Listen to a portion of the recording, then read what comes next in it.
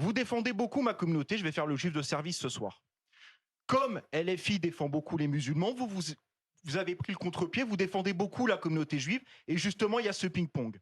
Alors ma communauté est très réceptive justement à ce que vous dites, mais moi je ne tombe pas dans ce jeu-là.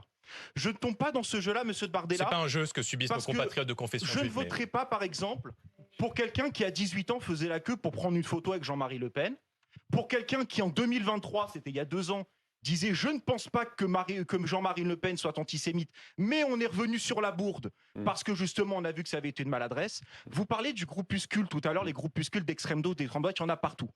Mais quel culot, monsieur Bardella. J'ai fait une fac que vous connaissez bien, ça s'appelle la fac Assas. Vous connaissez bien les groupuscules qui régnaient là-bas à Assas, le GUD.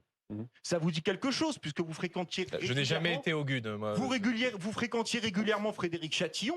On ne peut pas nier le contraire. Vous fréquentiez très régulièrement sa fille. Donc Frédéric Chatillon, qui est un membre assidu du GUD, qui est il faut que Jordan Bardella vous réponde aussi, qui est Elie. un soutien fervent de plusieurs régimes très totalitaires.